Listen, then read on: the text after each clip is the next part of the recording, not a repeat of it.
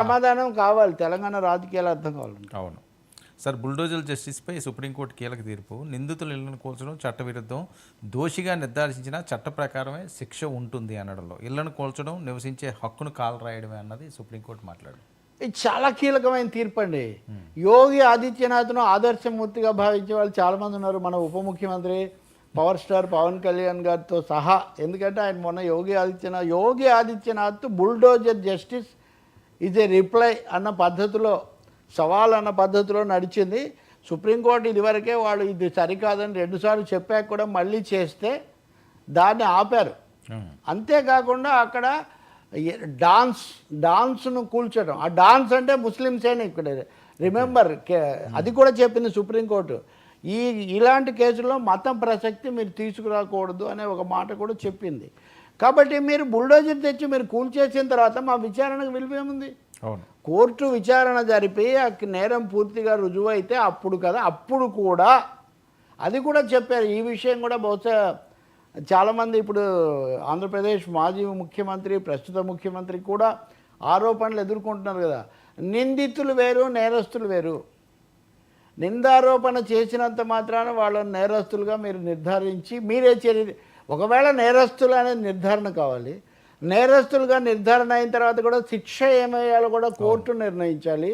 ఇవన్నీ అక్కర్లేదు, మా బుల్డోజర్ వేసుకొని పోతామంటే ఈ బుల్డోజర్ సమస్య అది మనం ఆంధ్రప్రదేశ్లో చూసాం, తెలంగాణలో చూసాం, చంద్రబాబు హయాంలో చూసాం, జగన్ హయాంలో చూసాం. ఎట్లా అంటే జగన్మోహన్ రెడ్డి ముఖ్యమంత్రి అవగానే ప్రజావేదిక కూల్పించారు, చంద్రబాబు నాయుడు గారు ముఖ్యమంత్రి అవగానే వైసీపీ వాళ్ళ కార్యాలయం కూల్పించారు, రేవంత్ రెడ్డి గారు ఎన్ని కూల్పించారో అసలు అదొక కూల్చుకుంటూ నాగార్జున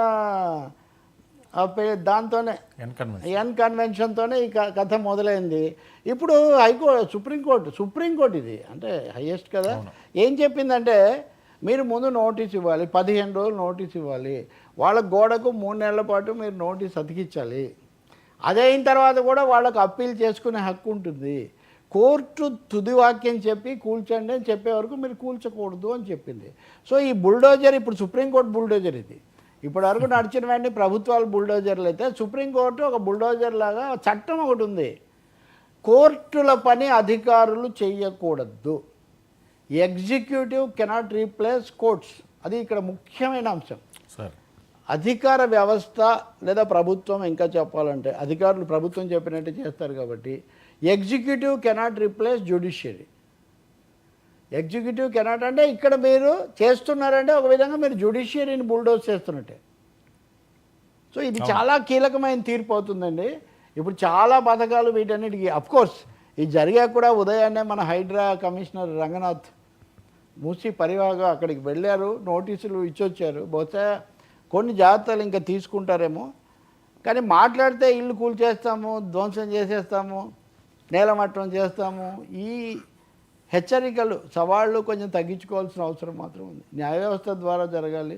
ఇంకోటి కూడా అన్న, వీళ్ళు ఎవరికి కూలుస్తారు అనే ప్రశ్న కూడా. పెద్ద పెద్ద నగరాలు ఎస్టేట్లు నిర్మించుకున్న వాళ్ళు అలాగే ఉంటారు చాలామంది. అదొక నాగార్జున గారికే పడింది అది ఎఫెక్ట్. అది ఒక కారణం.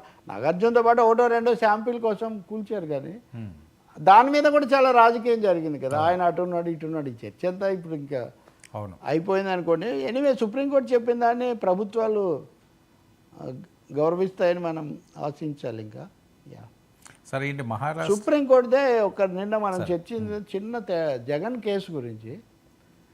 జగన్ కేసు విషయంలో ఏం జరిగిందంటే, గతంలో ఈ జస్టిస్ సంజీవ్ కుమార్ అని ఆయన తప్పుకున్నాడు, నాట్ బిఫోర్ మీ అని. ఇది ఆంధ్రప్రదేశ్కు సంబంధించిన కేసు అని తప్పుకున్న తర్వాత కూడా ఆయన ధర్మాసనానికే పంపించారు. అప్పుడు జస్టిస్ సంజీవ్ ఖన్నా ఇంకా చీఫ్ జస్టిస్ కాలేదు. సో ఆయన పోయిన తర్వాత ఈయన ఒక్కడు మిగిలాడు. నిన్న హఠాత్తుగా రఘురామకృష్ణరాజు కేసు ఆ బెంచ్ ముందు లిస్ట్ అయింది. ఇది చాలా ఆశ్చర్యం. సుప్రీంకోర్టు స్థాయిలో ఒక కేసు పొరపాటున లిస్ట్ అవ్వటం ఏంటండి వాస్తవంగా, అది కూడా ప్రధాన న్యాయమూర్తి ఉన్నటువంటి దానికి.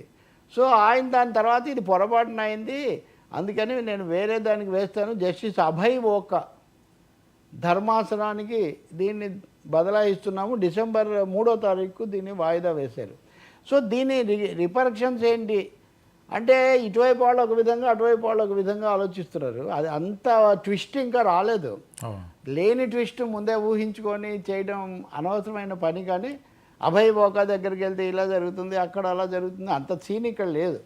ఓన్లీ కాకపోతే అసలు మిస్టరీ ఏంటి, తెలియకుండా అంత పొరపాటు ఎందుకు జరిగిందని కొత్త చీఫ్ జస్టిస్ నిన్న ఒక ముఖ్యమైన ఆదేశం ఇచ్చారు.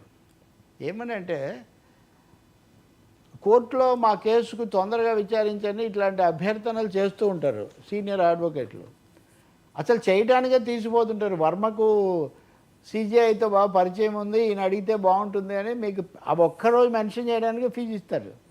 సో ఇలా ఏమవుతుందంటే, జస్టిస్ చంద్రచూడ్ సిజిఐగా ఉన్నప్పుడు కోర్టు ముందు అప్పటికప్పుడు ప్రస్తావించడం, మెన్షన్ చేయడం, ఈ మెన్షన్లతో 30-35 నిమిషాలు పోయేది.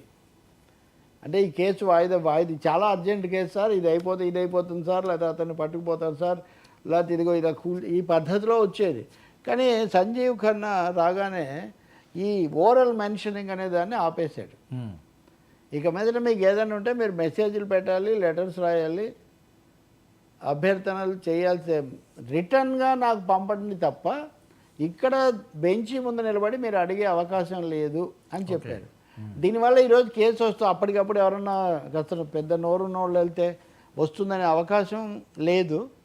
సో అది కూడా ఒకటి కోర్టు రిలేటెడ్ కాబట్టి చెప్తున్నటువంటి విషయం. ఇంకా జగన్ కేసు అంటారా, జగన్ కేసులో నాటకీయంగా ఇంకా ఏం జరగలేదు. దీని మీద ఊహాగానాలు కూడా ఎక్కువ అవసరం లేదు. ఇంకా డిసెంబర్ 3 తర్వాతే వీ కెన్ ఎలా జరుగుతుంది అని, అప్పుడు కూడా నోటీసులు ఇవ్వడాలు ఇవన్నీ ఉంటాయి. సార్, ఏపీ తెలంగాణలో ఇదే పరిస్థితి. రాజకీయ